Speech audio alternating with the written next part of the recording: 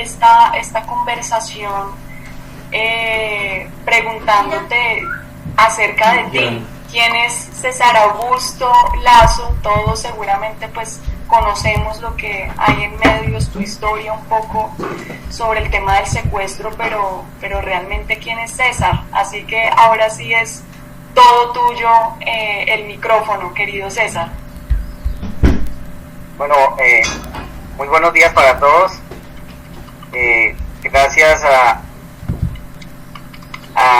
todos por estar compartiendo este desayuno virtual, y gracias a Dios primero por darme la oportunidad de estar aquí sentado, de estar utilizando estos medios tecnológicos que hasta hace años eran desconocidos, y el celular fue una novedad al regreso de mi secuestro. ¿Quién soy? Llevaba como 4 o 5 años de secuestrado cuando llegó un guerrillero con un DVD. Nos llevamos como 6 años. Llegó con un DVD, pero primero preguntó: ¿quieren ver una película? Entonces, una película en la selva. Y sí, entonces sacó el DVD, sacó un CD, lo introdujo pues dentro del aparato y proyectó la película, y nosotros ahí quedamos fascinados, incrédulos, y también pensando que si la gente en el exterior, allá en el otro mundo, podrían creer que uno en medio de la selva estuviera viendo una película. Y la película fue una película de Jackie Chan, que se sube a una roca, creo que estaba perdido o había perdido la memoria, se sube a una roca, y esa imagen me quedó pues ahí plasmada, y dice: ¿quién soy yo? Pregunta: ¿quién soy yo? Y pues me cuestionó, y me también como proyectó, dije: cuando alguna vez en el futuro y salga libre, y esté hablando con la gente, pues querrán muchos conocer esta historia de cómo vivía uno aquí en la selva. Les diré este pedacito de historia de la película de Jackie Chan, pero también como cuestionándose hacia uno mismo. En ese momento era para mí, pero también para cada uno de nosotros que estamos aquí hoy participando. ¿Quién soy yo? ¿Quién es cada uno y qué papel está jugando hoy en el mundo? Y sobre todo pues en estos momentos. Nací en Manizales, soy el hijo maye, huyendo del conflicto porque le había matado al papá por ahí cerca de Buga, por cuestión de tierra, pero disfrazado en el conflicto de liberales y conservadores. Y nací yo, y nacieron pues otros 7 hermanos.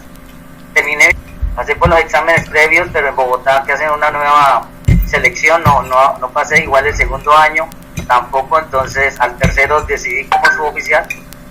Mientras tanto me dirigí a la ciudad de Cali, y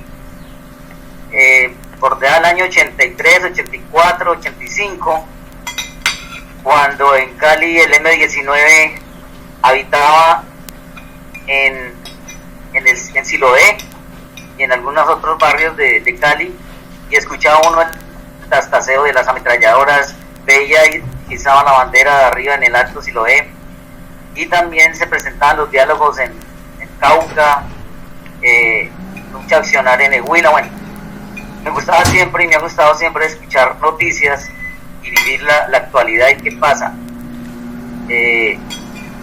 Acá les voy a mostrar pues una que alcanza a ver. Sí, alcanzamos a ver. ¿Sí? Sí. Cuando vestía mi uniforme y pues estaba más pelado, más joven, y porque tenía el deseo primero pues de servicio a la comunidad, y de vivir una vida como con emociones, pues no tan fuertes, pero bajar a Aguas Blancas, un municipio en el Cesar, y se murió una persona muy pobre, y no de parar gente y pedir para ayudarle al sepelio de esta gente. Entonces yo veía que era una manera de servir a la patria, servir a la comunidad, desde la legalidad, desde la institucionalidad. Ingresé a la institución, un año de formación en Bogotá, la Escuela de Suboficiales Gonzalo Jiménez de Quesada, y para este tiempo ya era el narcotráfico el que estaba comenzando, o ya estaba impregnando, nos subían sobre esa metodología que usaban las bandas criminales, y también nos instruían sobre cómo accionaban también las guerrillas, el ELN, FARC, Intin Lame. Ya se habían desarrollado los diálogos con el M-19, y salgo destinado a Valledupar, Cesar. Valledupar llegó un 5 de diciembre del 88,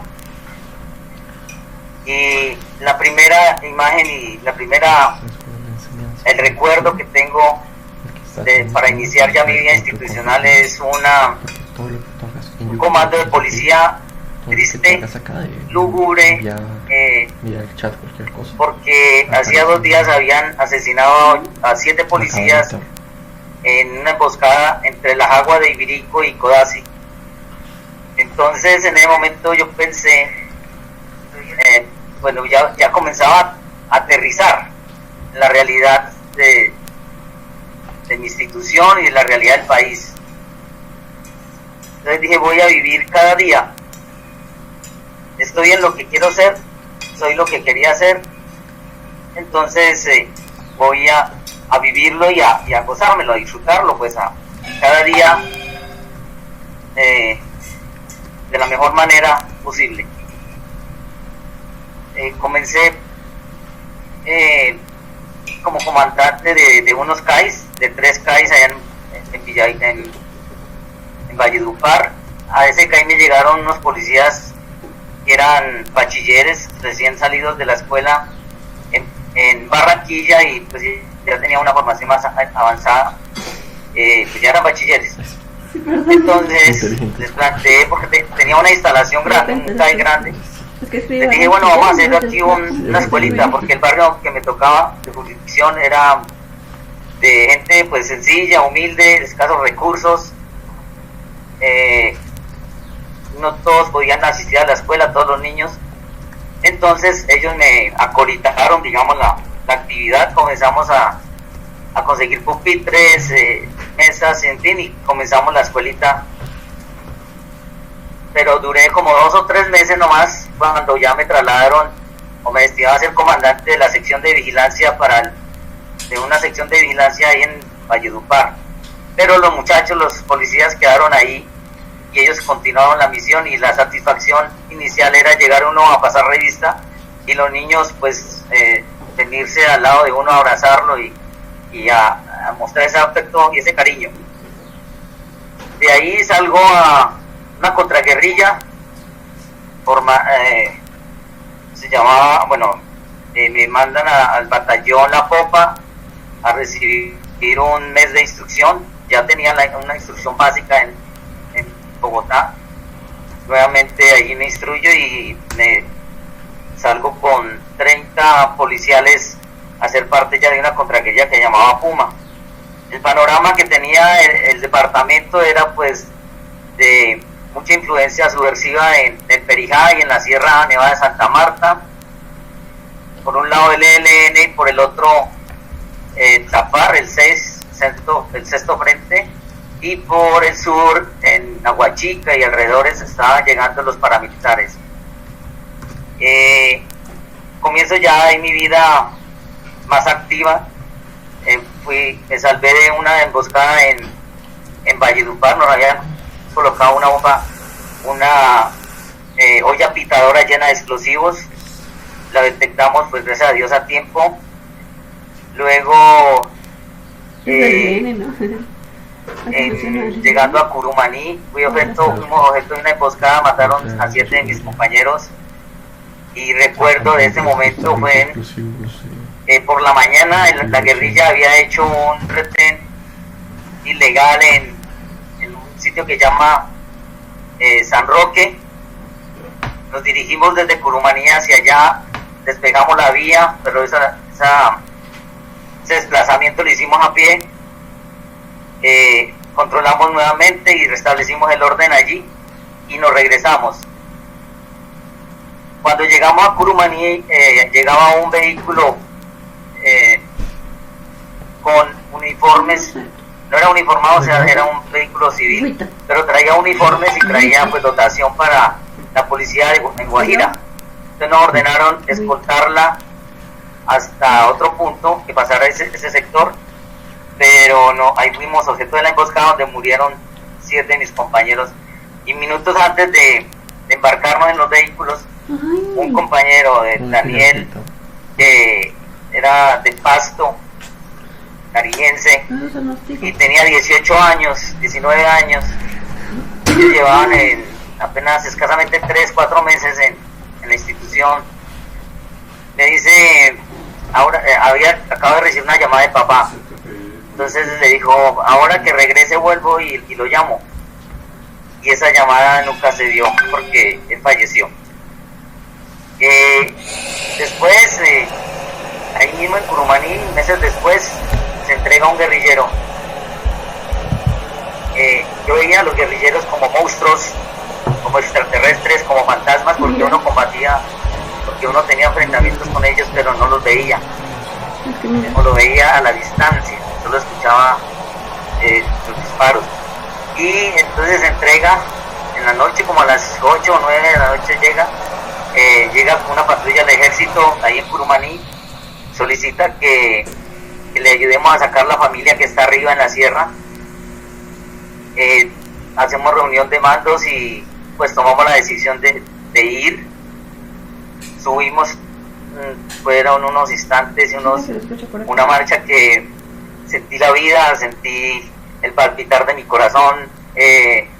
Toda mi vida pues cruzó en esos instantes que caminábamos acercándonos a la casa donde vivía la familia de este guerrillero, porque no sabíamos si nos llevaba por una emboscada, si nos hicieron una trampa, y esa incertidumbre pues al final llegamos a la casa, sacamos la familia, a la esposa, a una hija, bebé, y a la suegra, y le repetimos la suegra también. Dijo, sí, claro, mi suegra. Listo, nos la bajamos. Ellos se lo llevaron para Bucaramanga, y después, días posteriores, se hicieron unos operativos en esa zona donde se capturaron unos guerrilleros y se decomisó armamento. Luego salgo destinado para un pueblito de comandante de Aguas Blancas. Ahí conozco a una muchacha, y de ahí la relación pues rápida. Nace mi primera hija. Y salgo yo destinado para Bogotá, curso de ascenso. Luego del curso de ascenso para Cabo Primero, me destinan a Medellín. Estaba Pablo Escobar en su apogeo, en su clímax. Pagaba 1 millón, 2 millones por policía muerto. Lo más triste era que a veces mismos policías, por el dinero y por la corrupción, vendían a sus compañeros. Luego, bueno, ahí pasé 2 años, 3 años sin salir casi a disfrutar de la ciudad de Medellín, una ciudad muy, muy bella. Cuando se da de baja a Pablo Escobar, de ahí cuando ya, digamos, la situación se normaliza para nosotros como fuerza pública,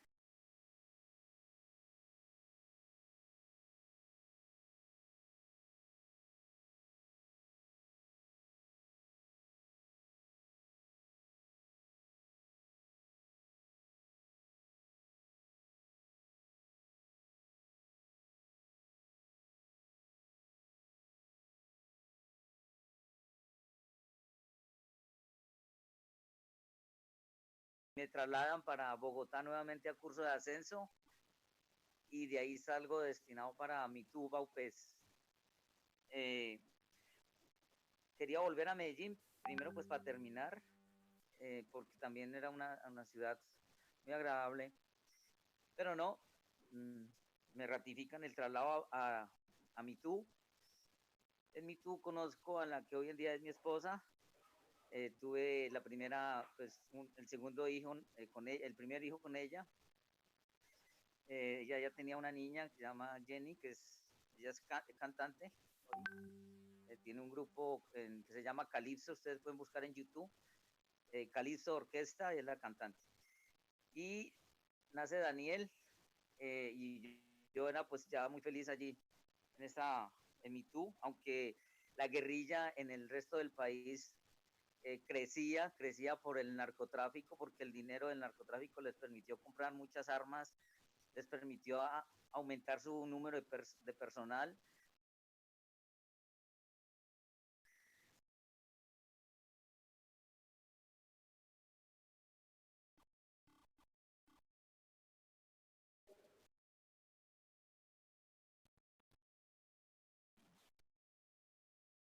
César, ¿nos escuchas? No sé si los demás escuchan. Y toma de las milicias ya, y el primer secuestro. Ya, creo que es que se fue como por un segundo, César, pero aprovecho para hacerte, digamos, una pregunta ahí, porque creo que cierra un poco una primera parte y un capítulo. ¿Sí me estás escuchando ahí, sí? Ahí sí. Sí, súper. Te estaba diciendo que creo que cierras además como una primera parte, una primera fase, digamos, de tu vida, de lo que fueron tus primeros años de servicio en la policía. Y cuando llegas a Mitú, pues que hay un punto de quiebre, un poco quizá en una segunda fase de tu vida. Uno quería preguntarte ahí para que arranques a contarnos un poco lo que fue este periodo que seguramente conocemos, digamos, muchos desde diferentes aproximaciones. ¿Cuánto tiempo duraste en Mitú antes de que ocurriera la toma? Y dos, si en algún momento pues llegaste a pensar estando en este lugar, el panorama, digamos, que vino después. Bueno, llevaba 2 años y medio, 2 años en Mitú. Ya tenía a mi hijo, a Daniel, ya había nacido. Luego viene el primero ya se habían tomado Miraflores, la guerrilla ya había atacado y tomado Miraflores, había emboscado y había enfrentado al ejército en el Villar y habían secuestrado a 42 soldados.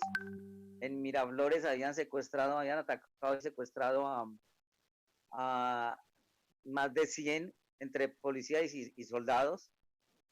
Y no creía que llegaran hasta Mitú, porque Mitú es bastante lejos. Sin embargo, llegaron allá. Teníamos la información y pues nos habíamos preparado, pero éramos apenas 72 policías, 30 auxiliares, bachilleres, que ellos no tenían instrucción ni formación en manejo de armas. Era netamente servicio a la comunidad. Y llega el 1 de noviembre del 98, la incursión, y mi vida ya se trastornó, se cambió. Y mi esposa estaba esperando una bebé, a Mónica. Tenía apenas un mes, no sabíamos. Me vine a enterar después de 2 años de secuestro que había nacido en Villavicencio. Entonces, con respecto a su pregunta, ya llevaba más de 2 años en Mitú y sabíamos que ya éramos objeto de acercamiento y de una posible toma. César, y digamos ahí creo que es uno de los periodos más conocidos de la historia, la toma de Mitú y lo que vivieron junto contigo muchos soldados de la policía, de imágenes que quizá han quedado en la memoria colectiva de este país, pero además tú eres la persona que quizá duró más tiempo secuestrada en el país. duraste 13 años y algunos meses, o sea, casi 14 años secuestrado. Eh, Cuéntanos un poco cómo, pues, cómo fue esa experiencia desde los retos, digamos, que implicó estar tanto tiempo encerrado y desde tus aprendizajes también de ese tiempo. Bueno, son 13 años, 5 meses y un día de historias, de anécdotas, de al filo de la vida, al filo de la muerte y de experiencias. Del ejército hubo compañeros que duraron 14 años físicos. Los de la toma del Villar, el sargento Arcia y el sargento Beltrán. Los de Miraflores, ellos duraron 13 años, 10 meses. El sargento Moreno y, no sé, trabajé 30 años en la institución, 31 años, y 13 de esos fueron como secuestrado. Pues tengo ese no honroso título, pero bueno, es la vida. Fue conocer un mundo de incertidumbres, acercamiento a Dios y acercamiento al ser humano a entender, o a tratar de entender, porque aún no entiendo cómo es el ser humano en su complejidad. Le voy contando así algunas historias de la selva, y usted me va pues interrumpiendo, me va, porque Claro no que se me sí, hace. César. Claro que sí. Y les contaba ahorita la película de quién soy yo. Entonces, ahí me cuestionaba y nos cuestionábamos, y por qué estar uno allá, qué habíamos hecho en la vida para merecer lo que estábamos pasando, porque yo divido la etapa de mi secuestro en 3 fases, para cuando la cuento, la primera fase es la de la toma a Mitú, y cuando estuvimos los de Mitú, desde Mitú hasta San Vicente, cerca de San Vicente del Caguán o Caquetá, hasta allá nos trasladaron cuando se dio la zona de distensión. Aquí nos están escuchando algunos jóvenes que aún no habían nacido cuando estas historias pasaban, cuando estas cosas pasaban en nuestro país. Entonces el gobierno de Pastrana con la guerrilla acordaron, ¿me escucha? Sí, te escuchamos. Acordaron un despeje para esos diálogos. Nosotros no creíamos en los diálogos porque es engaño. O sea, dentro de una guerra el diálogo es engaño para adquirir mayor poder, para restablecerse o reorganizarse o dar el golpe final. Entonces, bueno, esa primera fase va hasta el 2002, que ya liberan a un poco de policía y soldados y comienzan a secuestrar políticos, y se acaba la zona de distensión. O sea, por el secuestro de un avión donde iba un senador, que lo aterrizan ahí en Ehuila, cerca de Garzón, ¿sí? Bueno, en Ehuila.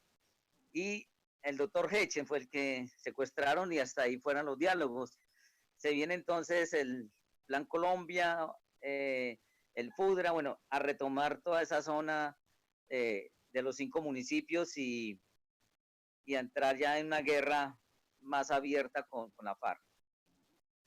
Luego viene el periodo desde el 2002 hasta el 2004, cuando ya nos reúnen con algunos políticos y nos reúnen a todos los mandos de las diferentes tomas en el oriente de Colombia, la del Villar, la de Miraflores, la de Venezuela, la de la Uribe, bueno, y son más o menos, somos 32 uniformados, más algunos políticos como Alan Jara, el doctor Hechen, el doctor Orlando Beltrán, Consuelo Perdomo, Consuelo, Gloria Polanco, del Huila, la mayoría. Y en el 2004 nos reúnen con los 3 americanos y con Ingrid Betancourt, con Clara y con Eladio Pérez, que viene desde Nariño, lo traían desde por de esa zona. Nos reúnen en un campamento que le llamaban Cárcel Segura, y allí nace Emanuel, el niño Emanuel, el niño que dijo Marulanda, y ahora sí nos metimos en un problema. ¿Cómo vamos a hacer? Mitad para allá y mitad para acá. Porque el papá era un guerrillero y pues Clara era una política o era la asistente de Ingrid Betancourt. Bueno, nace Emanuel y el 30 de septiembre del 2004 ya el ejército estaba cerca de ese campamento. Ahí conocí un tigre del tamaño, de un gran tamaño. Conocí unos huíos, dantas, bueno, en fin, mucho animal ya de selva. Y en ese campamento pasábamos casi todo un día, horas, jugando parqués.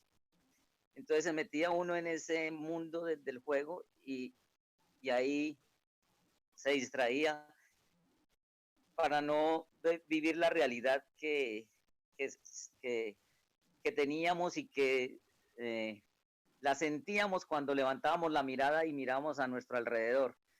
Mallas, fusiles, guerrilla y privación pues de la libertad. Entonces nos metíamos nuevamente a nuestro parqués.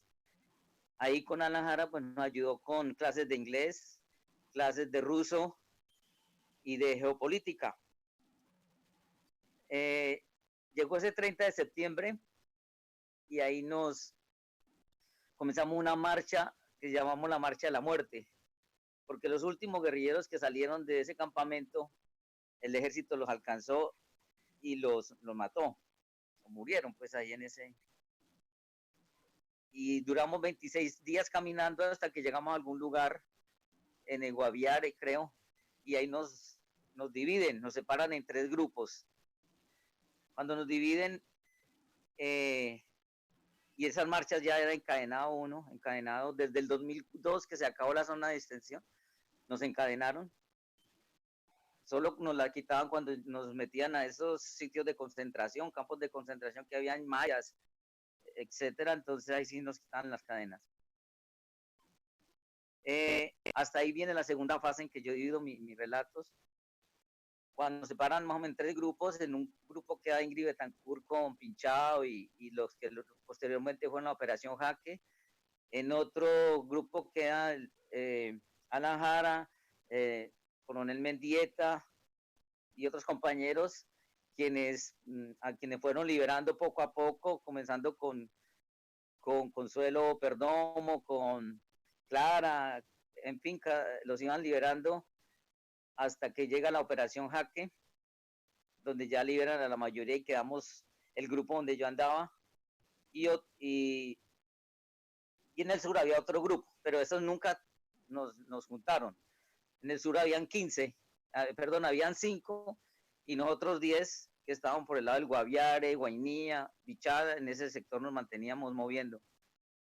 Esta es la tercera fase, digamos, de mi relato, después del 2004 hasta el 2012.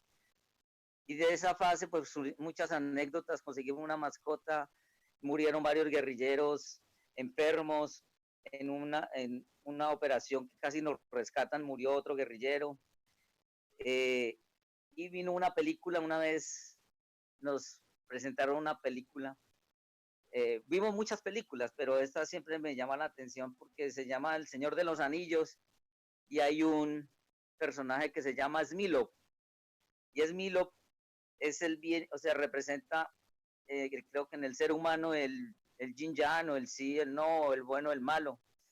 O sea, el personaje dice, matemos al que lleva el anillo para tener el poder. Dice, matémoslo, como hablando con él mismo, pero con otra persona. Entonces el otro le dice, no no lo matemos porque no es correcto, porque vamos a acabar con una vida. En fin, viene la discusión ahí, que es una discusión, yo la traslado a lo moral. Y esa película, una 3, no sé, 4 horas, y nosotros, no sé, nuestros ojos eran cuadrados por la imagen que teníamos ahí en la pantalla. Y uno vivía los personajes y vivía las acciones y se metía en esa realidad para uno en el momento. Pero cuando llamaban para almorzar, llamaban para desayunar o llamaban para alguna o para ir a bañarse, entonces uno volteaba la mirada y aterrizaba nuevamente a la realidad que vivíamos, o sea, del secuestro y de las cadenas y del enemigo ahí. Entonces el personaje en mí lo me quedó grabado porque me ayudó a cuestionar o tratar de entender cómo el ser humano es capaz de amar y entregar la vida por otras personas y de sacrificios altruistas supremos, digamos, o de hacer y cometer las más horrendas barbaridades de despellejar o de descuartizar a otro ser humano, en fin, de todas esas. ¿Y dónde estaba la línea que permitía o que cogiera un camino o que cogiera el otro? Entonces discutíamos que era la formación moral, la formación desde el hogar, desde pequeños, en principios y en valores, en, y, en, y en Dios. O sea, el temor a Dios, en la fe, en la religión, para los que somos creyentes. Entonces, ahí pues teníamos tiempo para discutir. Y César, y estas discusiones, estas conversaciones que tú dices que tenían alrededor de eso y que además que creo que son muy profundas sobre la situación, digamos, que vive el mundo en general, ¿la tenían también con quienes los tenían secuestrados? O sea, ¿era una conversación, digamos, abierta o entre ustedes mismos? inicialmente era entre nosotros, porque a los guerrilleros no les tenían prohibido hablar con nosotros. Pero imagínate todos los días estar ahí de guardia, todos los días viéndolos. Desde el 2004 fueron casi el mismo grupo hasta el 2012 que nos liberaron, salvo algunos apoyos que llegaron posteriormente o algunos relevos, pero muy mínimos. Entonces uno siempre le preguntaba, bueno, ¿y usted qué? ¿De dónde viene? Entonces se establecían unos diálogos donde conocíamos la historia y lo humano de ellos. Por eso para a mí al final se me facilitó, digamos, perdonar o no guardar el rencor dentro de mi alma por lo vivido, porque entendí también pues que sufrieron, pues que habían seres humanos ahí, que por circunstancias de la vida pues les tocó vivir esos aspectos y además porque dentro del otro lado de nuestra sociedad tampoco es que la gente sea muy buena. O sea, entonces esas discusiones las teníamos. Hay de todo en todas partes hay quienes actúan bien, actúan mal, bueno. Y cuando establecíamos alguna discusión con ellos, pues a veces los sancionaban y a nosotros no nos dejaban escuchar radio. A ellos los ponían a hacer huecos, trincheras, a recoger basura. Pero sí se daban así un poquito clandestinas. Entonces, pero ellos, pues dentro de su formación y digamos filosofía o dentro de su adiestramiento y conciencia y lavado de conciencia un poco también, nosotros éramos malos, el capitalismo es malo, la corrupción y los políticos, en fin. Y nosotros pues defendíamos un poco era la institucionalidad. Los soldados y policías no éramos asesinos, ni que era una política que en la escuela nosotros nos enseñaban a matar o enseñaban a que por ser guerrillero había que matar. No era la formación que ellos creían.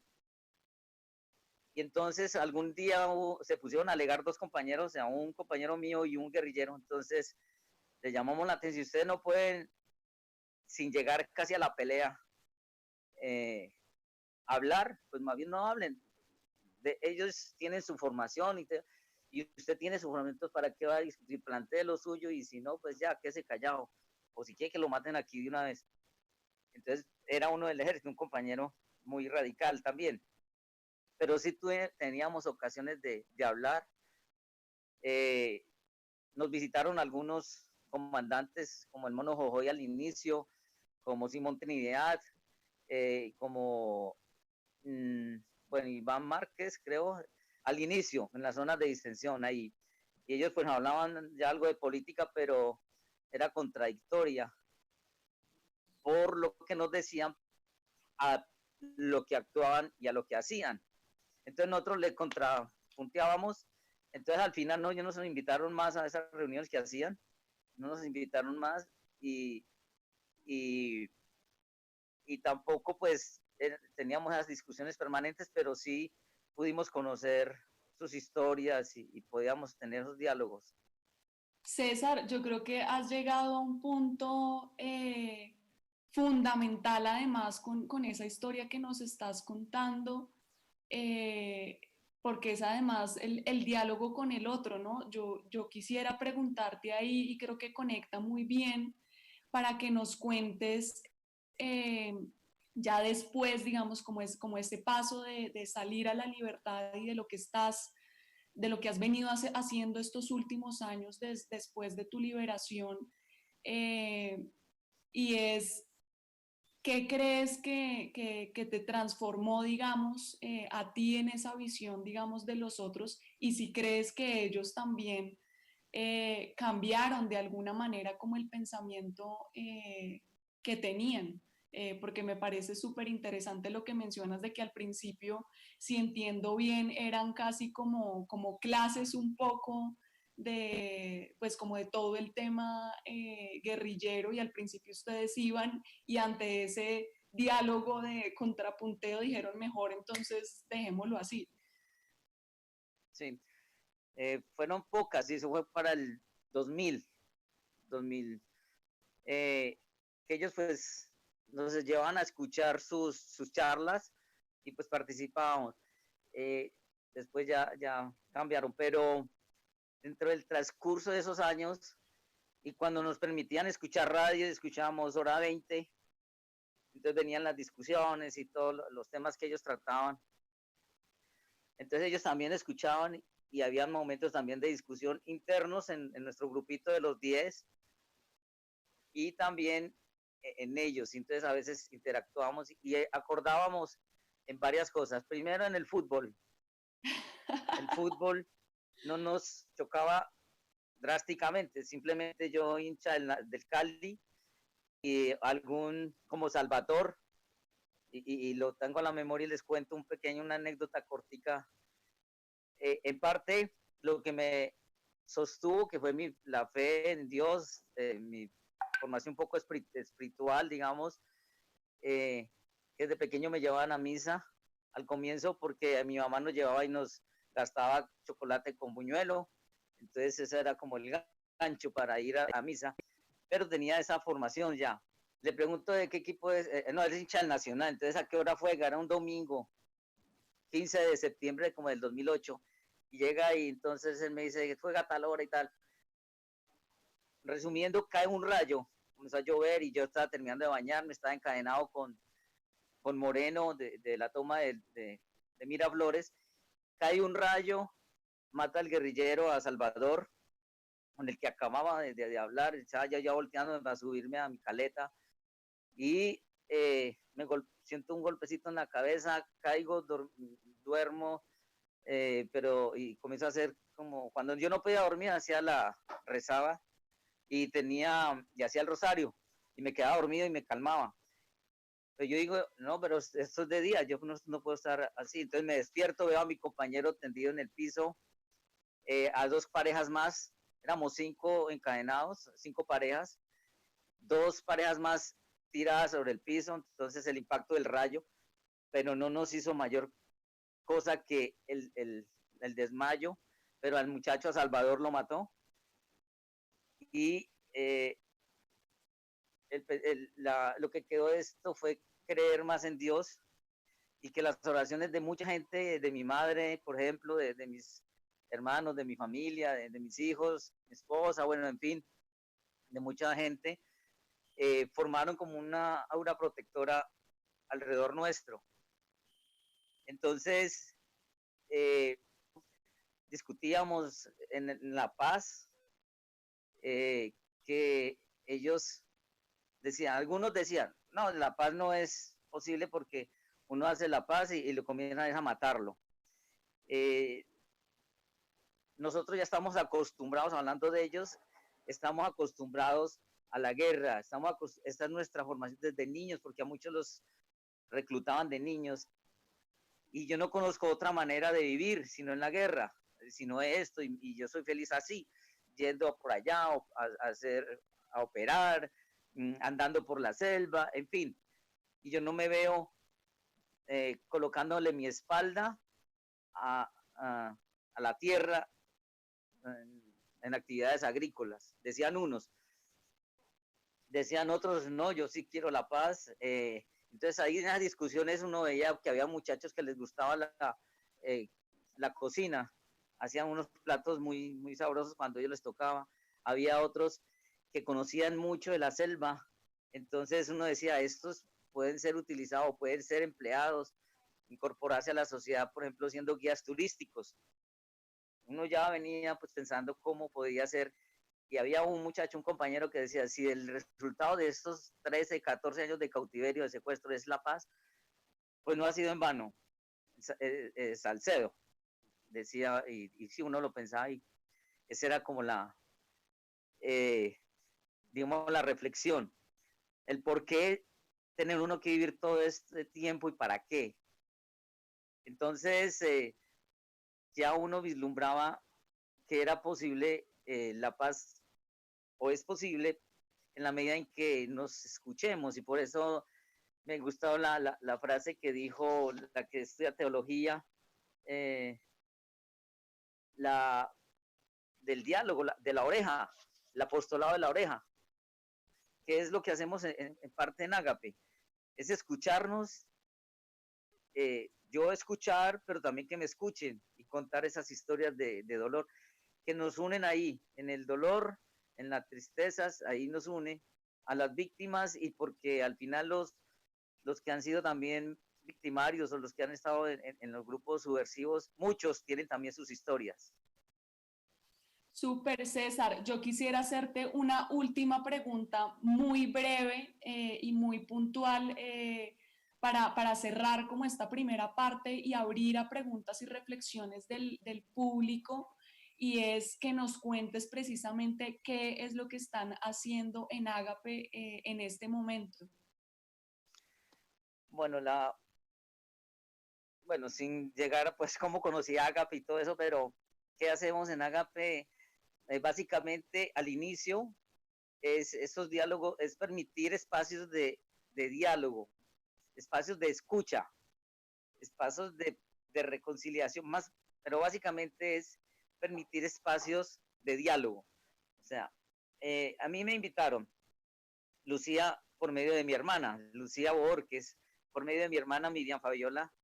Ellos de alguna manera, es que Dios tiene su tejido, ¿no? Nuevamente los que somos creyentes, ¿sí?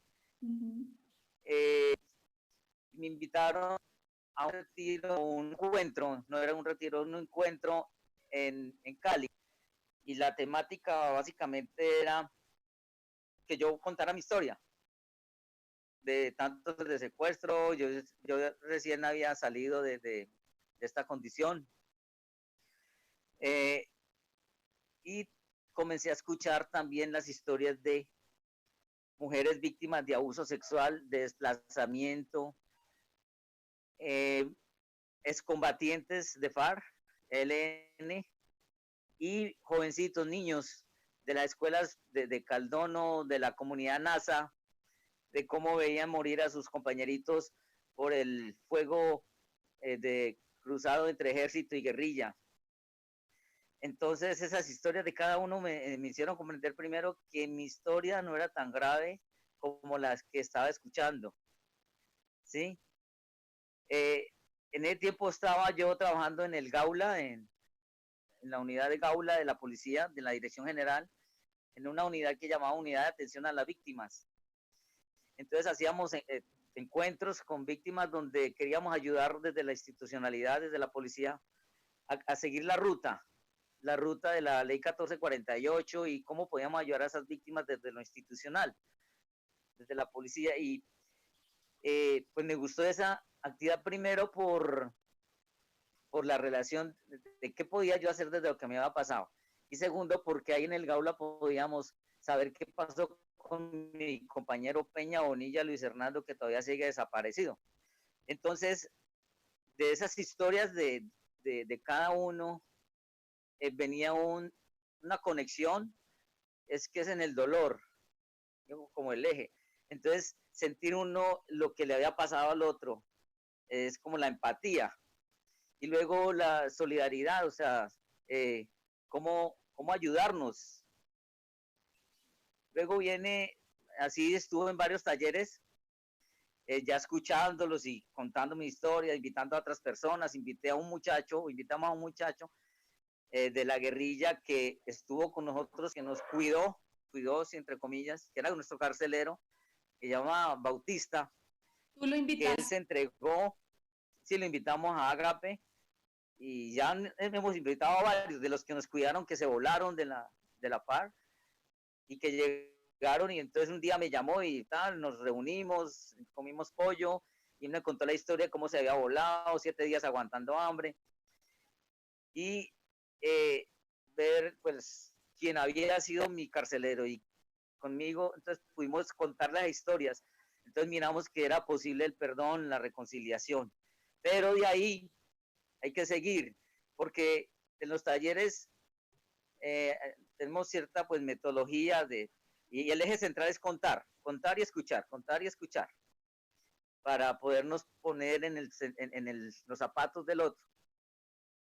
Pero termina el taller y volvemos a nuestras realidades. O sea, las señoras que han sido víctimas de abuso, de desplazamiento, de desaparición, llegan a sus casas donde tienen 3, 4 hijos o nietos, y cómo van a hacer para darle la comida, o el excombatiente que está buscando, por ejemplo, este Nicuro, Neo Bautista, que todavía sigue buscando cómo poder reacomodarse.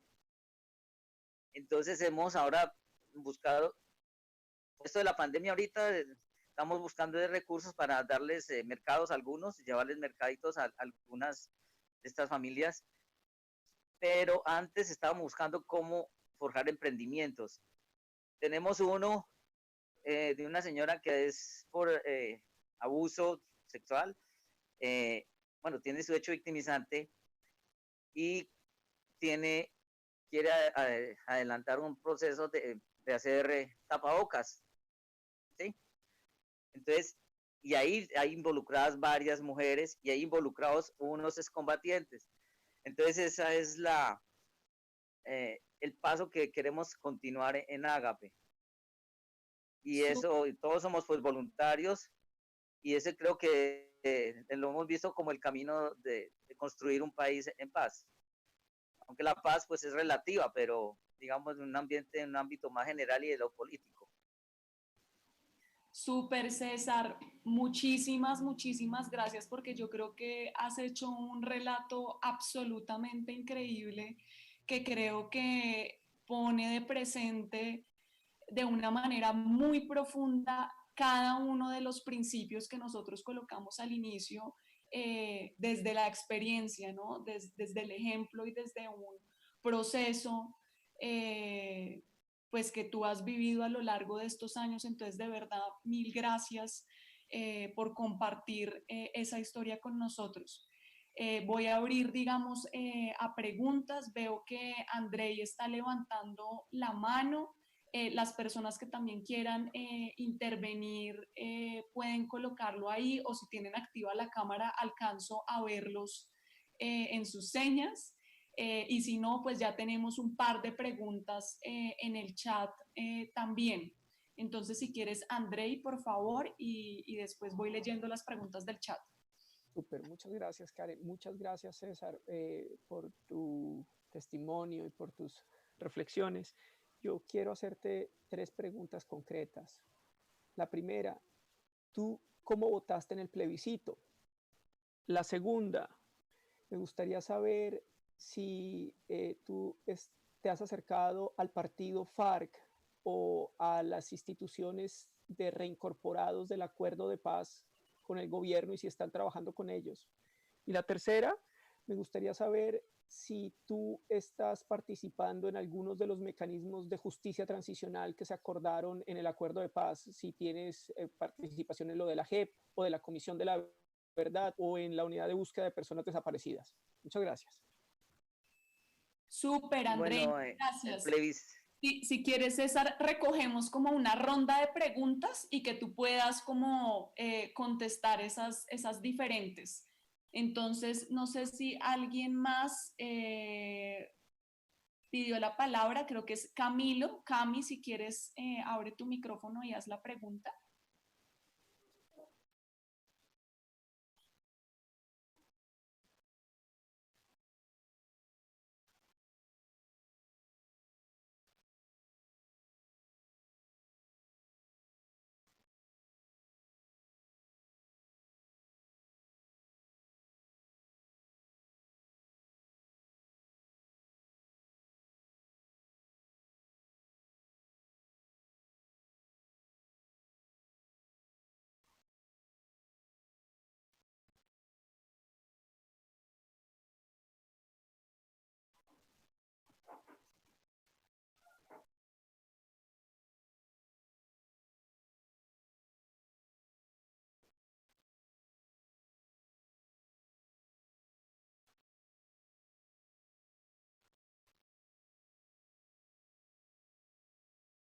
Súper, Camilo, mil gracias. Yo también pues estoy aquí anotando las preguntas por si de pronto se te escapa después alguna. María Paula Herrera. Ya. Bueno, muchísimas gracias por el relato, sargento.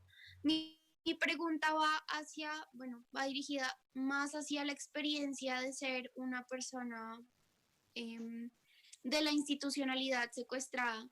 Sabemos que es, bueno, desde mi experiencia sé que es bastante difícil para los militares y las personas relacionadas con el ejército aceptar el hecho de ser víctimas y de aceptar que han sido víctimas de, pues, de ciertos hechos, porque está muy, digamos que arraigado ese concepto de que quiero ser un héroe y tengo que ser un héroe. Entonces quiero saber un poco cómo fue ese proceso de, o bueno, cómo el sargento ha estado tan unido a sus colegas, cómo es ese proceso de aceptar ser víctima eh, y, y dejar un poco ese concepto de que quiero ser un héroe y tengo que ser un héroe para la sociedad. Gracias. Súper, María Paula, mil gracias. Carolina Gómez. Hola, no, mil gracias por toda la historia y por estas reflexiones que nos dejas. Yo creo que es súper importante también el pensarnos las preguntas de quién soy yo y por qué estamos aquí, para qué estamos, ¿no? Creo que igual en este momento también nos pega y es muy válida. Lo otro que te quería decir, ¿cómo fue volver? O sea, es como este sueño de yo quiero estar en libertad, llevas una cantidad de tiempo y cuando vuelves, ¿qué es ese volver?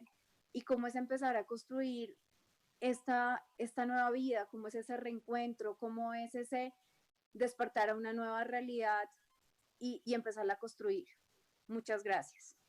Súper, gracias Carolina. Aprovecho, digamos, con esa intervención para mencionar 2 preguntas que están en el chat y creo que una iba en línea de eso y es Mafer Ortega pregunta que qué fue lo más duro al integrarte nuevamente pues en esta salida a tu libertad. Y María León pregunta si te trae alguna sensación similar este momento coyuntural que estamos viviendo de confinamiento a los momentos que seguramente pasaste en secuestro, y si sientes que puedes manejar por esas vivencias del secuestro de mejor manera esta situación, pues de la pandemia.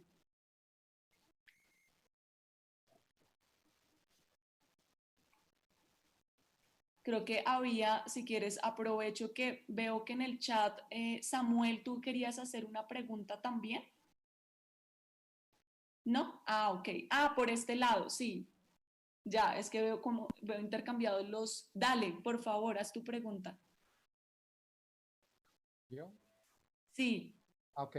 No, la pregunta es sobre la convivencia con los compañeros. Entonces, hablaste un poco con, con la guerrilla, cómo fue, pero con los 10 personas como ahí encerrados tantos años, como si pelearon, si pudieron seguir amistades, como si hubo mucho conflicto interno, me imagino que era difícil.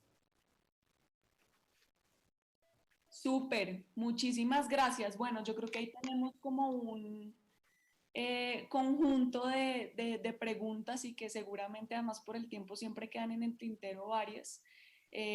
No sé de qué forma quieras tú arrancar a contestarlas, en el orden que te parezca mejor si quieres, y yo cualquier cosa te voy recordando las que se vayan quedando ahí entre el tintero, ¿listo?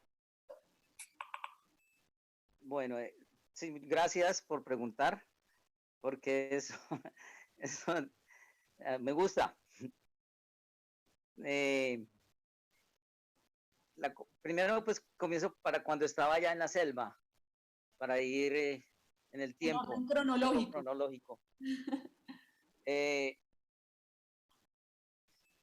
La relación nuestra con los guerrilleros, pues obvio a veces de confrontación, pero en la palabra, ¿no? En discusiones, pero no eran mayores porque ellos tenían la orden de no meterse con nosotros, simplemente lo básico, lo que necesitamos, y si podían nos lo suministraban, si no, pues no. Entonces hubo varios años en que aguantábamos hambre, aguantaban hambre ellos y aguantábamos nosotros. Y en esos momentos de estrés, cuando el ejército estaba muy cerca, entonces había más discusiones, tanto ellos allá internos como nosotros en nuestro campamento, en nuestras marchas. Estábamos encadenados, 5 parejas, como les venía diciendo.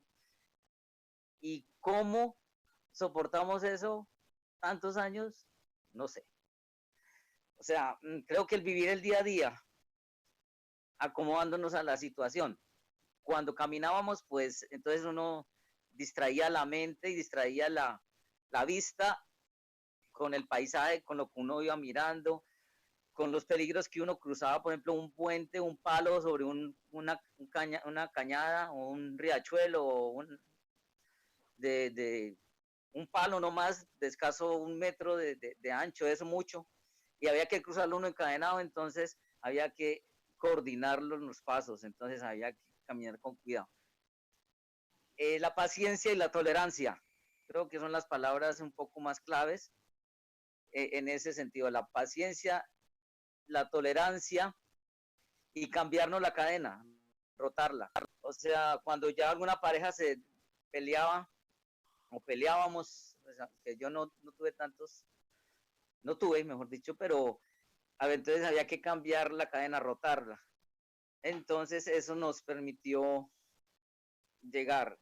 La paciencia, pues, y la fe, creo que en Dios nunca lo dejo a un lado, pero eso. Y la solidaridad, vuelvo a la palabra solidaridad porque estábamos en tiempo de hambruna y entonces llega un guerrillero y ¡pran! Le tira una arepa. Entonces, así, pero clandestinamente, o sea, porque no podía llegar y tenga esta arepita, no, porque a ellos los sancionaban o los juzgaban porque era colaboración con el enemigo, ¿sí? Entonces, era, o uno le hacía manillas, o sea, ¿qué hacíamos en el tiempo? ¿En qué nos la pasábamos haciendo, leyendo, jugando parques, como les decía, y haciendo manualidades, haciendo cordeles, y entonces uno terminaba haciendo un cordel y ¡prum! Se los tiraba a ellos o se los pasaba para que conquistara alguna guerrillera, en fin, o porque necesitaba para amarrar sus toldillos. o en el tiempo en que no llegaban dotación, o sea, uniformes, no llegaba pantalón, camisa, entonces con las cintelitas, o sea, con unas carpas que nos daban, hacíamos pantalones, hacían camisas, y entonces a eso se los dábamos a ellos.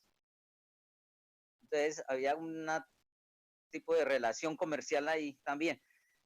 Eso nos permitió como pasar el tiempo. Entonces, en resumen, vivir el día a día, siendo tolerantes, pacientes, solidarios. Y nos aguantó esos, porque yo muchas veces me hago la misma pregunta, ¿cómo hicimos para soportar todo eso? Y más encadenados, todo el día. Para ir uno a Chonto o al baño, tenía que ir con el compañero. Acostarse, obviamente, pues uno separadito por la cadena, pero los dos ahí. En fin, fue ese vivir día a día, gracias a Dios, lo superamos. Y esto también, la falta de comunicación o ese encierro en ese mundo de la selva, nos ha permitido afrontar este momento de pandemia o sea, para mí no es ningún problema estar aquí en mi casa quieto, pues me entretengo ahí con el televisor, se entretiene uno con el Facebook, o sea, con toda esta tecnología, o leyendo, o simplemente pasando el día. Entonces no ha sido pues tan duro.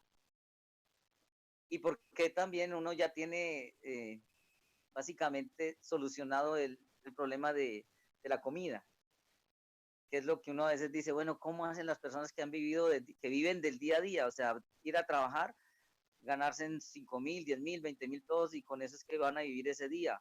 ¿Cómo han hecho? Entonces, eso es porque eso es lo que hacemos ahorita en Agape, buscar mercados para ayudarle a paliar esta necesidad a esas personas.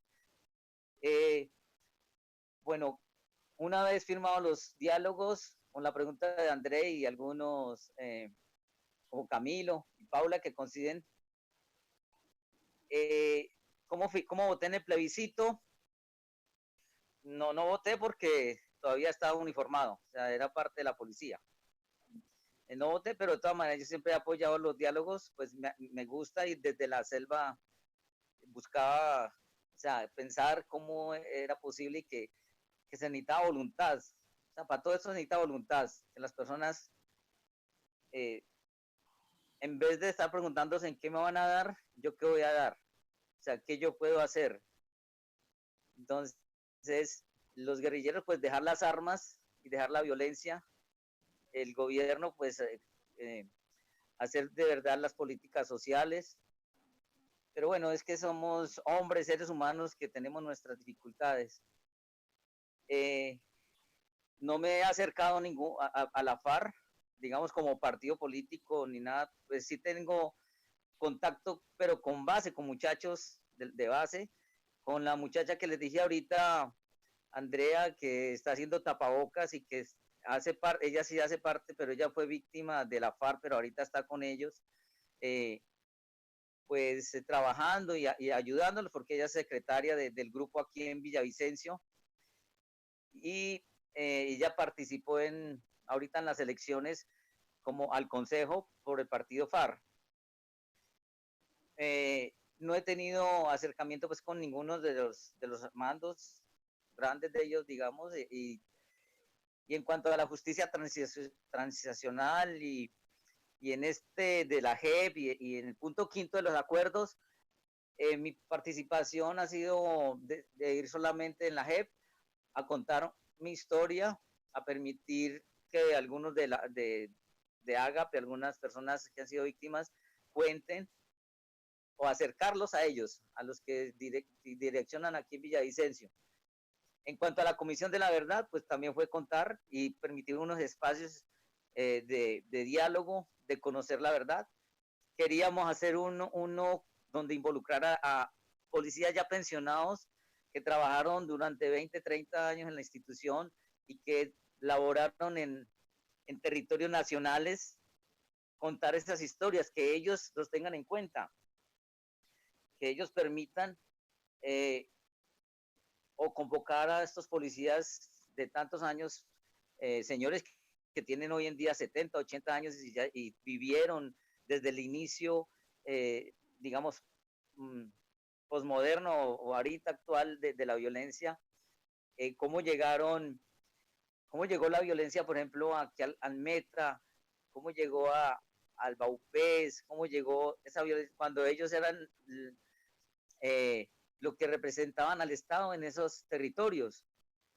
O sea, el policía era el que hacía patria en esos lugares y conocer la historia sería bueno desde la Comisión de la Verdad. Y desde la Unidad de Búsqueda de Personas, Agape participó, fue invitada a ser parte y hacemos, y nos convocaron y fuimos seleccionados en el Consejo Asesor de la Unidad de Búsqueda de Personas Desaparecidas, pero no hemos entrado en acción, digamos, porque por esta pandemia. Entonces hemos tenido algunas reuniones virtuales y nuestro interés mayor es porque se llegue en acciones concretas de buscar o de encontrar a las personas que han sido desaparecidas, como, y vuelvo y repito el caso de mi compañero Peña Bonilla y de más de 100 policías y soldados que están en condición de desaparecidos. Bueno, ¿cómo vivió mi familia el secuestro? Pues más podría decir eso mi hermana, porque ellos vivieron otras historias, como una que me cuenta mi mamá, que estaban en un parque en San Francisco, ahí en Cali, 3 o 4 personas reunidas, o sea, mi mamá con alguna hermana mía o una prima, bueno, y entonces la gente pasaba y le decía palabras como, él ya debe ser guerrillero, él ya debe estar muerto, usted por qué no se va para su casa a hacer aseo, a hacer el almuerzo, o sea, palabras tan desobligantes, tan inhumanas, tan, bueno, ustedes tendrán otra palabra más acorde a lo que les cuento.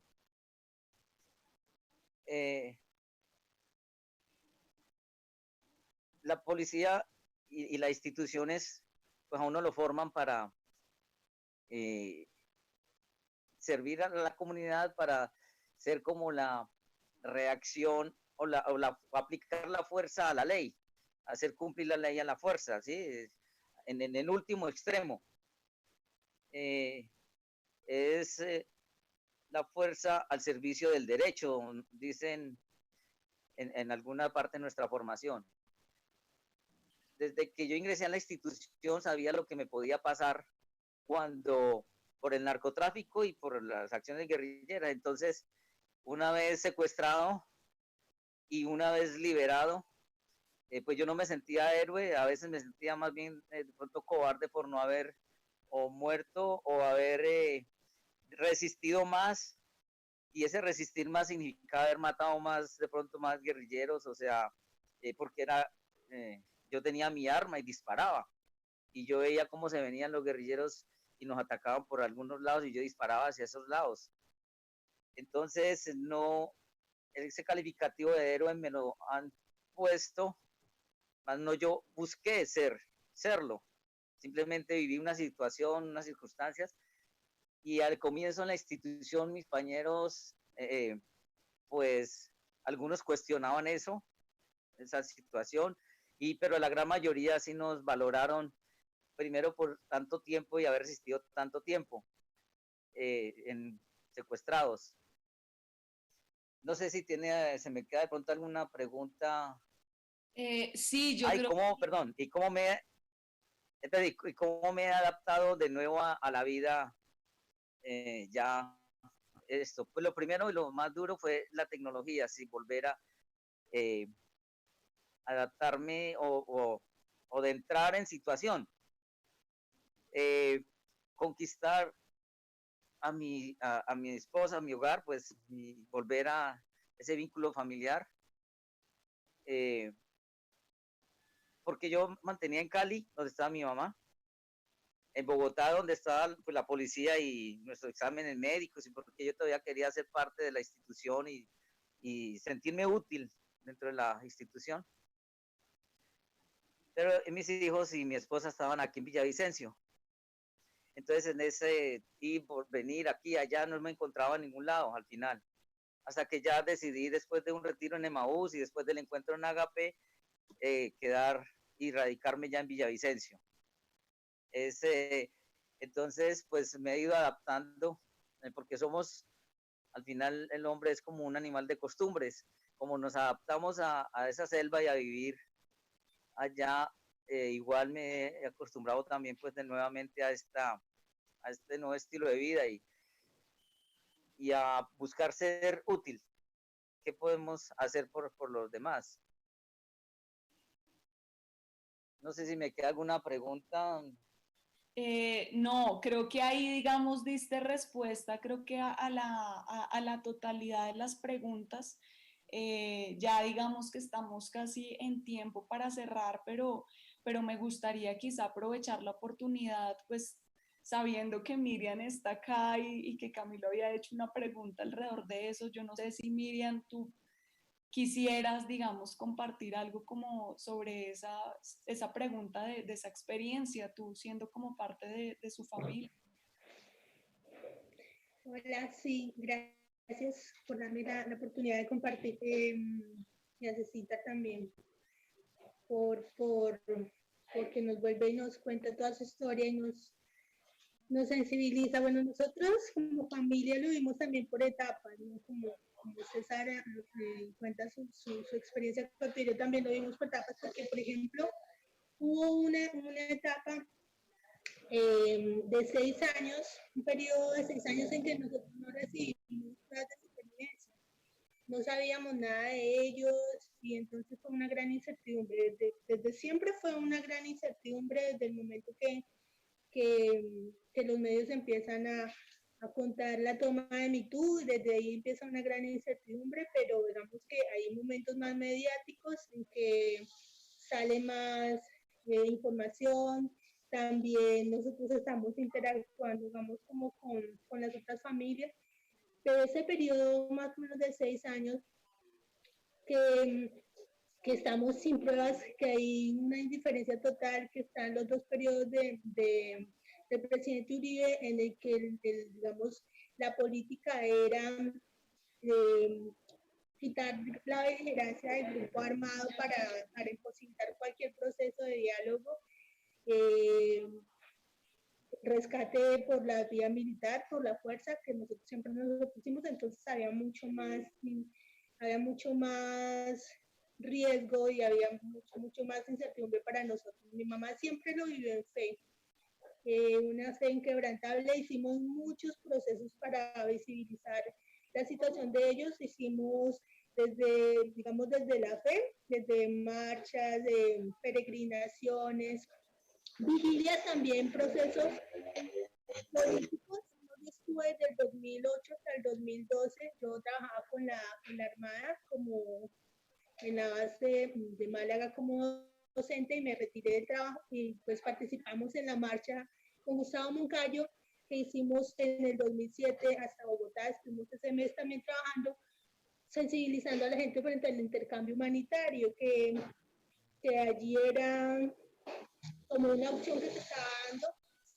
pero bueno, lo vivimos de diferentes formas. Digamos que algunos de mis hermanos, que también son de las Fuerzas Armadas, lo vivían con mucha frustración y con mucha rabia, ¿no? Querían como hacer un rescate militar y sacarlos de allá. Otros yo desde, digamos, la fe también, pensando que esa era la fuerza que nosotros podíamos, en la que podíamos vivir conectados. No sé si ustedes se ven una película viendo la misma luna, que vemos la misma luna y estamos conectados, pues así de esa manera, como que estábamos conectados a través de la distancia y también podíamos mandarles mensajes por la radio y de esa manera expresarles y contarles todo lo que iba viviendo la familia. Entonces, así por etapas, ¿no? Como les digo, un tiempo donde había más atención por los medios, un tiempo de mucha soledad, indiferencia, amenaza por esa política de Uribe en ese momento del rescate militar, la indiferencia de la sociedad.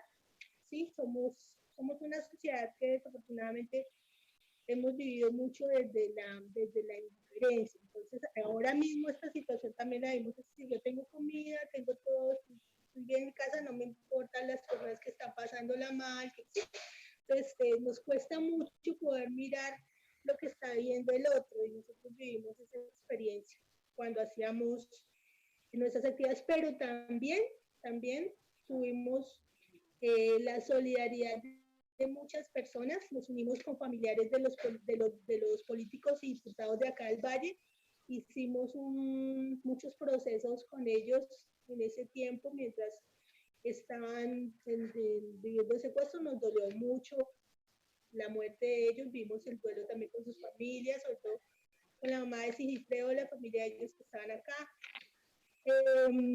Así, digamos que con las familias y con muchas personas de la sociedad civil que también fueron solidarios con nosotros. No me voy a extender más, si quieren preguntar algo más. Muchas gracias, Miriam, de verdad, por contarnos esa experiencia, porque creo que sí nos da un panorama, además de esta experiencia tan dura del secuestro, ¿no? Y cómo cada uno lo vive de formas distintas, pero en medio de la incertidumbre, efectivamente, y cómo al final, realmente para mí, espero que para todos también, haya sido un relato también inspirador y lleno de esperanza, ¿no? Y de cómo han afrontado todo este proceso tan largo. O sea, yo digo acá que muchos, por ejemplo, los más jóvenes, casi que es como si toda su vida hubiera pasado así. Entonces realmente creo que es un testimonio muy poderoso, César y Miriam, de esta situación. Yo quisiera, quizá para cerrar, César, que tú pudieras darnos un mensaje, ¿no? De esta situación además que estamos viviendo, en la que hay una continuidad igual de la violencia. Y tú habiendo sido parte desde diferentes lados como de la complejidad de lo que ha sucedido, un poco sobre tus aprendizajes hacia adelante. O sea, ¿qué crees que hace falta para que nosotros como sociedad civil, que es la mayoría de personas que están sentadas acá, pueda internalizar realmente eso que tú nos has contado y que Miriam también coloca de no ser indiferentes, ¿no? Y de la solidaridad?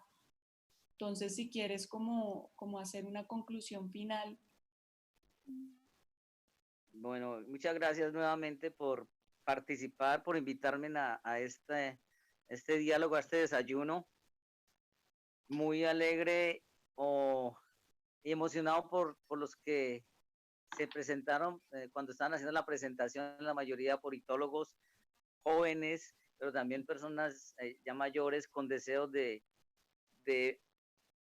dejar un granito de arena, dejar huella en nuestro país y en el mundo, porque la violencia y lo que sucede en todas partes, pero nos toca lo que es para nuestro país y para nuestras vidas.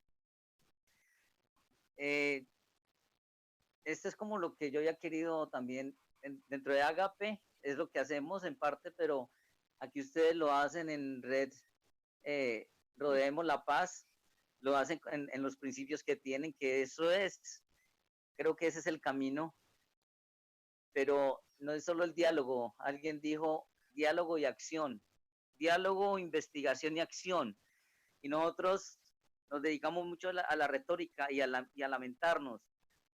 Ay, qué tal que lo que pasa aquí, que los políticos se roban, o no los politólogos, no, sino los políticos, la corrupción, que ese es nuestro karma, y yo creo que antes que la guerrilla y que la FARC y que etcétera, es la corrupción en todo el ámbito de nuestra sociedad, y permeado primero por el narcotráfico y por nuestra formación. Creo que nuestra formación, digamos, en principios y valores, creo que es que ahí donde el temor a Dios, el temor a una justicia real y efectiva, es lo que hace que muchos prefieran el camino de lo fácil, del narcotráfico, del daño al otro, de robarse los recursos del Estado. Como no les pasa nada, entonces lo hacen. Y como no tienen una formación, no tenemos de pronto, porque uno también cae en esas. Yo también tengo mis pecados, dice Inés Hinojosa. Creo que esos diálogos, muy bien, y los felicito porque lo están haciendo, los están realizando, pero no conozco las acciones. Ustedes, Andrei nombraba varios equipos de trabajo y varias actividades donde están la parte pedagógica, y la última es la de emprendimientos o de apoyar sobre todo en los reinsertados o en los excombatientes y en los que están dentro del proceso, la parte de emprendimientos y de volverse, de incursionar y volverse productivos. No importa el sistema, si capitalista o lo que sea, no, pero sentirse que aportan a la sociedad, pero que también es una manera de ellos cómo sostenerse, cómo sobrevivir. Entonces creo que he pensado, y dentro de Agape hemos pensado en continuar esos diálogos dentro de las comunidades, pero creo que deberíamos hacerlo, pues me disculpo, pero en los barrios. O sea, esos diálogos llevarlos a los barrios para aprender a convivir en nuestras comunidades, o en un edificio, un bloque de apartamentos. A veces el que vive al lado no sabe quién es. Digamos, quién vive al frente de mi apartamento, o quién vive abajo o encima. Entonces, ¿cómo volver a que las comunidades dialoguen, se conozcan? Digamos, las acciones comunales deben ser como el centro de esos diálogos, de esos espacios de convivencia, y cómo solucionar las situaciones que se presenten ahí. Creo que deberíamos comenzar, no sé, en los barrios, en las pequeñas comunidades, y con acciones transversales como la actividad deportiva, un campeonato de fútbol, un campeonato de ajedrez, inicialmente en el barrio, luego entre los barrios. Integra y nos permite conocernos como comunidad, como sociedad. Felicitarlos pues por esas actividades, impulsarlos para que continúen adelante y dejen una huella en su caminar por este mundo, y en lo que yo pueda servirles y colaborar, y quisiera también ser voluntario de la red, estar ahí mientras Dios nos permita vivir. Y mi hijo es javeriano, mi hijo está terminando, ya está en el último semestre de ingeniería civil, y está haciendo el trabajo de grado. Espero que termine el 20, que lo presente el 20 de mayo y se gradúe, creo que julio o septiembre, no sé. Pero pues orgulloso de que haya podido estudiar allí, y que aporte también pues a nuestra sociedad dentro del trabajo y dentro yo creo que la palabra es solidaridad y ayudarnos mutuamente. Muchas gracias.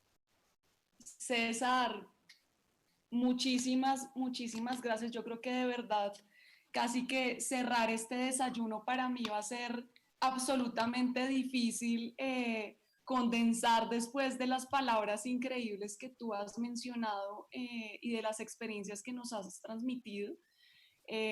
Yo primero quisiera decirte, y ayer cuando conversábamos para ponernos de acuerdo como en esto, en el desayuno de hoy, creo que lo primero que se me vino a la mente en esas primeras conversaciones, y César que creo que también me lo mencionó, es cómo estamos haciendo las mismas cosas, ¿no? Entonces, cómo desde una organización, desde el voluntariado, que le apuesta a los espacios de diálogo, a la escucha y a la solidaridad, pues, ¿no? O sea, estamos haciendo lo mismo, y eso me parece absolutamente increíble, y cómo realmente podemos complementarnos en ese trabajo. Así que, pues, bienvenido. Creo que además podemos seguir conversando alrededor de eso y cómo seguir trabajando de forma conjunta para llevar esto que tú has colocado a muchos otros sitios, ¿no? Y cómo finalmente en conjunto generamos un mayor impacto a sectores que seguramente cada uno solos no puede llegar, pero que si lo hacemos en conjunto, pues tiene un impacto mayor. Dos, me parece fascinante lo que mencionas de tu hijo. Y creo que Camilo, que fue de hecho la persona con la que tú hablaste inicialmente y que es uno de los co-coordinadores de Red Joven, y que ellos también llevan todo un proceso de eso, de diálogo a la acción. Me encanta que menciones eso, y cómo también desde los jóvenes le están apostando a la construcción de paz, haciendo cosas específicas. Entonces me parecería chéverísimo si Camilo en algún momento pudiera, y a tu hijo también le interesa, conectarse con este equipo y así seguir entretejiendo redes de construcción de paz. Y para cerrar, yo quisiera colocar 4 conclusiones de la conversación que tuvimos el día de hoy, y quisiera empezar con una que me parece fundamental, de una frase que tú mencionaste, César, y creo que condensa casi toda esta conversación y nuestra apuesta en conjunto, incluso de las personas, de las 34 personas que estamos aquí conectadas en la sala de Zoom y los demás que nos están viendo por redes sociales, y es, en vez de preguntarse qué me van a dar, yo qué estoy dispuesto a dar, ¿no? O sea, que esa es la pregunta inicial fundamental realmente para generar un cambio. Y creo que eso va muy en línea de uno de nuestros principios, que es la corresponsabilidad. Y es pensar que cada uno de nosotros es esa parte del rompecabezas y cumple un rol fundamental desde lo que cada uno está haciendo en diferentes sectores. Entonces eso me parece que es una de las grandes conclusiones, y que tú lo has colocado, digamos, de presente desde tu experiencia.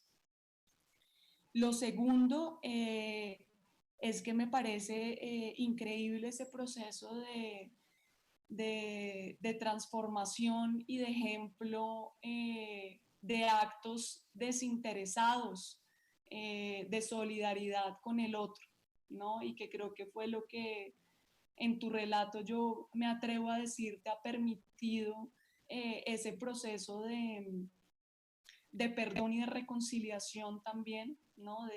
Tú repetiste muchas veces escuchar, ¿no? El escuchar al otro me permitió entender que yo había vivido cosas muy fuertes, pero que otros también tenían historias dolorosas, y que en ese escuchar y en esa conversación surgió esa transformación con muchos de ustedes, y que al transmitírmela tú a nosotros, creo que también es súper poderoso y tiene un impacto increíble para quienes no vivimos el conflicto armado de esa forma tan directa.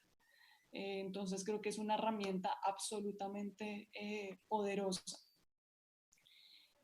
Lo otro que me parece súper clave mencionar en estas conclusiones es el rol de la fe, que creo que estuvo atravesado desde el principio de tu experiencia, y es como ha cumplido un rol fundamental el creer en Dios, ¿no? Y que fue una de las cosas que te permitió a ti mantener una esperanza aún en los momentos más difíciles, desde antes, durante y después de este proceso de libertad. Tú mencionabas muchísimo eso, y me parece absolutamente increíble de verdad esa experiencia. Y por último, yo creo que felicitarte de verdad, César, por esa experiencia y ese ejemplo tan valioso. Al principio, Andrei mencionaba, y es una cosa que nosotros reflexionamos mucho a nivel interno y que no es fácil de lograr, y es cómo es uno mismo el ejemplo de lo que quiere ver en la sociedad.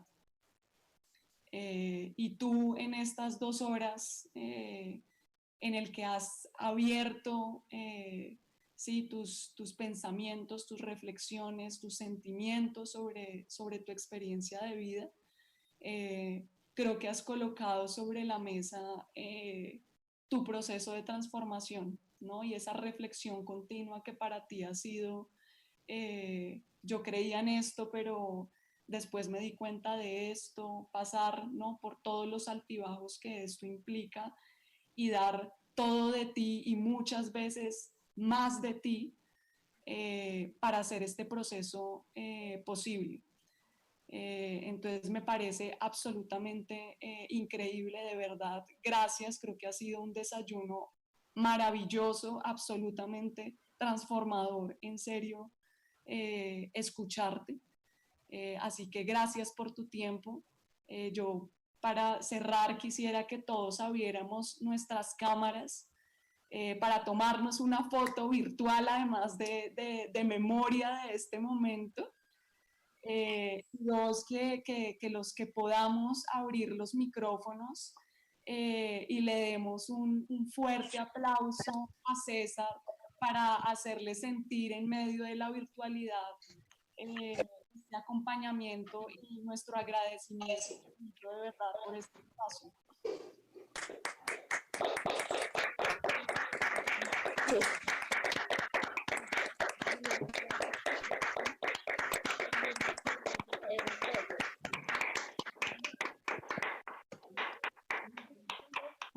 Gracias.